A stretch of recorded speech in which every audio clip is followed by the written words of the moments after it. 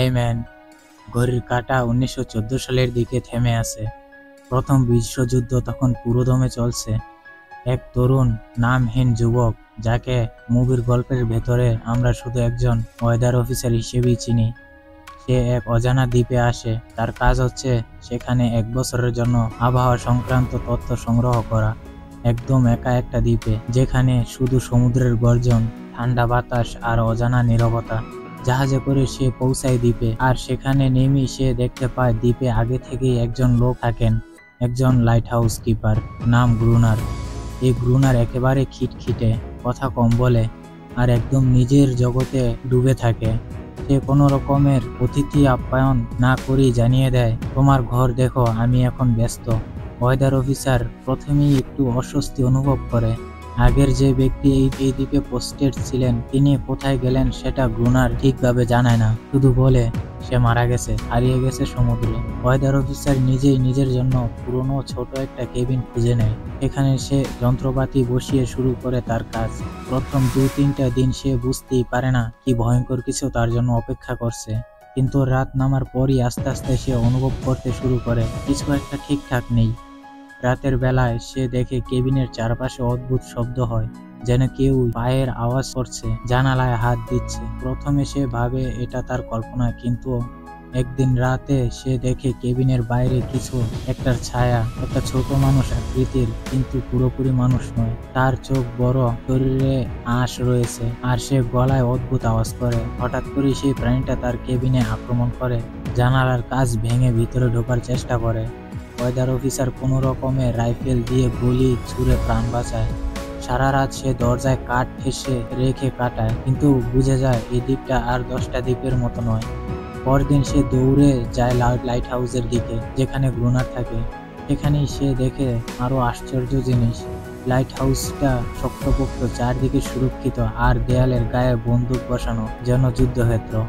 Weather officer গ্রুনারকে সব বলে, কিন্তু গ্রুনার তাকে বলে, এখানে রাতে এমনই হয়। প্রত্যেক রাতে ওরা আসে, আমার সাথে থাকলে বাঁচতে পারবা, না থাকলে মরবে। তখন থেকেই শুরু হয় এক অদ্ভুত এক রাতের যুদ্ধ। সন্ধ্যা হলেই দুজনে লাইট হাউসে ঢুকে পড়ে। বাইরে থেকে জল মানুষের মতো দেখতে অজানা কিছু প্রাণী হামলা করে। তারা দল বেঁধে আসে, লাফ দিয়ে দেয়াল টপকাতে চায়, পাথর ছুঁড়ে মারে, কিন্তু গ্রুনারের বানানো ফাঁদ আর রাইফেলের গুলিতে তারা ফিরে যায়। কিন্তু ওদের সংখ্যা যেন কমতি নেই, প্রতিদিন নতুন করে আসে, যেন কিচ্ছু হয়নি গতকাল রাতে। ওয়েদার অফিসার ভয় পায়, কিন্তু ধীরে ধীরে সে টিকে থাকার কৌশল শিখে নেয়। এক রাতে সে দেখে লাইট হাউসের ভিতরে এক জল মানুষের মতো দেখতে মেয়ে আছে।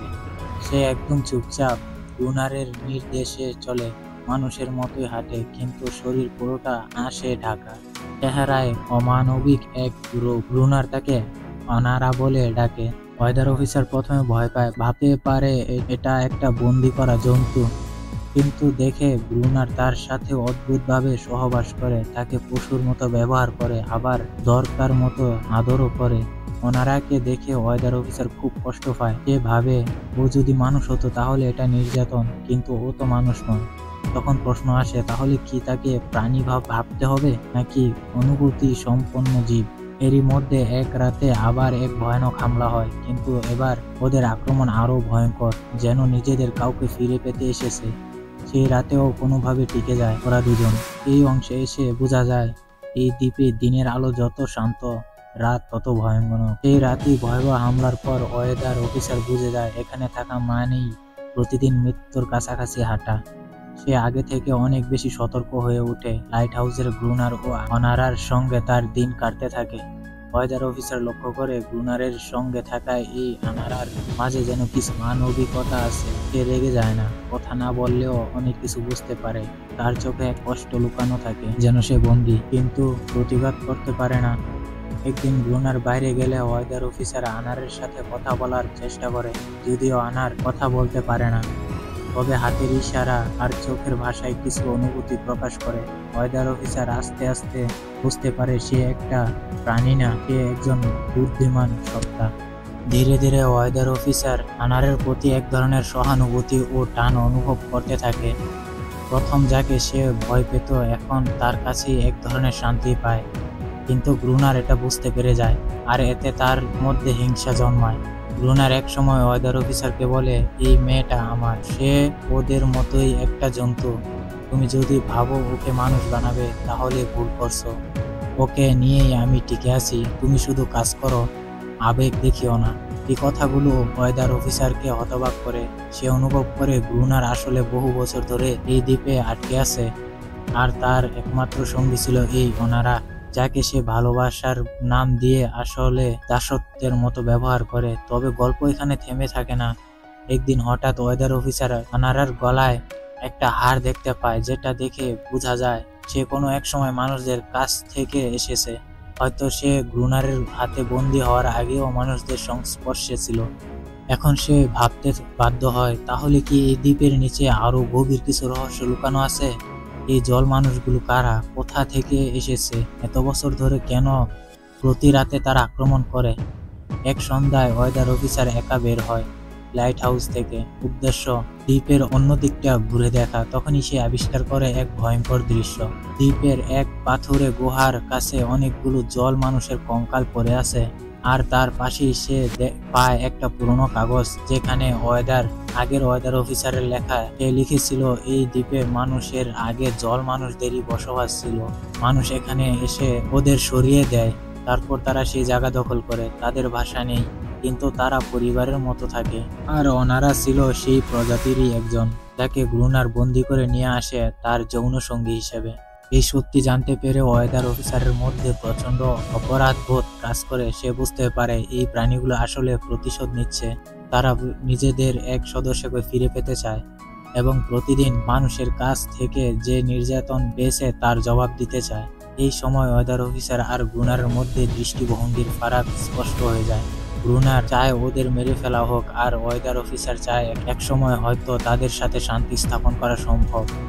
তাদের দ্বন্দ্ব আরো বাড়ে যখন এক রাতে ওয়েদার অফিসার ইচ্ছা করে হামলার সময় অনারাকে দরজার বাইরে রেখে দেয়, যেন সে তার আত্মীয়দের কাছে ফিরে যায়। কিন্তু আশ্চর্যভাবে অনারা পালিয়ে না গিয়ে আবার ফিরে আসে লাইট হাউসে, যেন তার বন্ধনের চেয়েও বেশি কিছু তাকে এখানে আটকে রেখেছে। এই ঘটনার পর ওয়েদার অফিসার নিশ্চিত হয় অনারার মধ্যে একটা দ্বৈত টান কাজ করছে। একদিকে সে নিজের প্রজাতির, অন্যদিকে মানুষের সাথে কাটানো জীবনের অভ্যাস। বিশেষ করে ওয়েদার অফিসারের প্রতি তার একটা ভালোবাসার অনুভূতি জন্ম নিয়েছে। ব্রুনার এইসব দেখে আরো বেশি হিংস্র হয়ে ওঠে। সে অনারাকে বেঁধে রাখে, খাবার দেওয়া বন্ধ করে দেয়, আর বলে, এরা শুধু জানোয়ার, আমাদের মতো হওয়া ওদের পক্ষে সম্ভব নয়। তখন ওয়েদার অফিসার ব্রুনারকে চ্যালেঞ্জ করে বসে, আমরা যদি মানুষই হই তাহলে পশুর মতো ব্যবহার কেন করি? হয়তো ওরাই আমাদের থেকে উন্নত, কারণ তারা বিশ্বাসঘাতকতা করে না। এই সময় এক রাতে আবারও ভয়ানক এক আক্রমণ হয়। এবার জল মানুষদের দল সংখ্যায় আরো বেশি। তারা আর পিছিয়ে আসে না, বরং দেয়াল ভেঙে ভিতরে ঢোকার চেষ্টা করে। ওয়েদার অফিসার বুঝে যায় এই যুদ্ধ কখনো শেষ হবে না যদি না শান্তির রাস্তা খোঁজা হয়। এই অংশে এসে প্রশ্ন তৈরি হয়, কে আসলে বেশি মানবিক, মানুষ নাকি ওই প্রাণীরা? যতই রাত বাড়ে লাইট হাউসের চারপাশে ভয় বাড়তে থাকে। এবার জল মানুষদের হামলা শুধু প্রতিশোধের জন্য না, এটা যেন একটা শেষ চেষ্টা। তারা বুঝে গেছে তাদের বোন অনারা এখানেই আছে, কিন্তু ফিরে যেতে পারছে না। ওয়েদার অফিসার একদিকে অনারার মুখের দিকে তাকায়, আরেকদিকে লাইট হাউসের দেয়ালের দিকে, যেখান দিয়ে ঢোকার চেষ্টা করছে অসংখ্য জল মানুষ। প্রতিদিনের মতো এবার আর তিনি রাইফেল হাতে নিয়ে গুলি ছুড়তে পারেন না। তার মধ্যে গভীর একটা পরিবর্তন আসে। সে ভাবে, যদি আজ আমি গুলি চালাই তাহলে ওরা মরবে আর আমরা বেঁচে থাকবো, কিন্তু এতে শান্তি আসবে না, কারণ আমি জানি ওরা যুদ্ধ করতে চায় না, ওরা শুধু ওদের আপনজনকে ফিরে পেতে চায়। এই মনোভাব ব্রুনারের একেবারেই বিপরীত। সে রাইফেল দিয়ে হামলার জন্য তৈরি, আগের চেয়েও বেশি হিংস্র, যেন সে এই যুদ্ধের মধ্যে নিজের অতীতের হতাশা ঢাকতে চায়। ওয়েদার অফিসার এবার একটা সিদ্ধান্ত নেয়। সে অনারাকে নিয়ে একা বাইরে যায়, সেই গুহার দিকে যেখান থেকে এই প্রাণীরা আসে। সে দু হাত তুলে দাঁড়ায়, অস্ত্র ছাড়াই, যেন বোঝাতে চায় সে শান্তি চায়। প্রথমে জল মানুষেরা থমকে যায়। তারা ভেবেছিল এবারও গুলি চলবে, কিন্তু যখন দেখে ওয়েদার অফিসার ধীরে ধীরে এগিয়ে আসছে, তারা তখন হামলা করে না।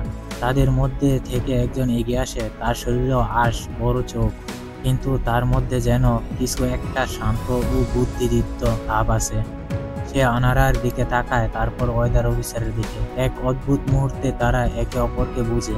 কোনো শব্দ নেই, ভাষা নেই, কিন্তু একটা বোঝাপড়া তৈরি হয়। এই মুহূর্তটা ছিল মুভির সবচেয়ে আবেগঘন ও শক্তিশালী দৃশ্যগুলোর একটি। এদিকে ব্রুনার লাইট হাউস থেকে সব দেখছে। সে সহ্য করতে পারে না। অনারা, যার প্রতি তার পশুর মতো মালিকানার অনুভূতি ছিল, সে কিভাবে স্বেচ্ছায় ফিরে যাচ্ছে তার নিজের জাতির কাছে। সে রেগে গিয়ে রাইফেল হাতে বাইরে ছুটে আসে। দূর থেকে সে গুলি ছুটতে চায়, কিন্তু ওয়েদার অফিসার তাকে থামায়। দুজনের মধ্যে মারামারি শুরু হয়। এক পর্যায়ে ব্রুনার ওয়েদার অফিসারকে ঠেলে ফেলে দেয়, কিন্তু অনারা তখন তার পথে দাঁড়ায়। ব্রুনার থেমে যায়, তার চোখে তখন শুধু হেরে যাওয়ার হতাশ। সে বুঝে এতদিন ধরে যে মেয়েটাকে সে নিজের বলে ভেবেছিল, সে কোনোদিনই তার ছিল না।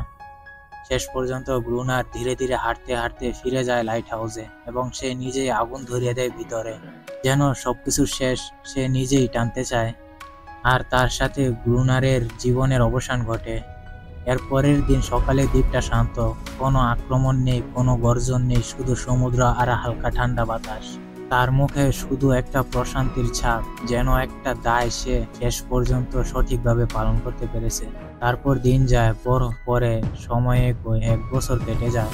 আবার সেই জাহাজ আসে, যেটা নতুন ওয়েদার অফিসারকে নিয়ে এসেছে। পুরনো ওয়েদার অফিসার তখন লাইট হাউসের ধ্বংসাবশেষের পাশে দাঁড়িয়ে। তাকে জিজ্ঞেস করা হয়, তুমি ফিরে যাবে?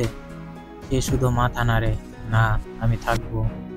তার মুখে এক অদ্ভুত প্রশান্তি, আর চোখে গভীর উপলব্ধি।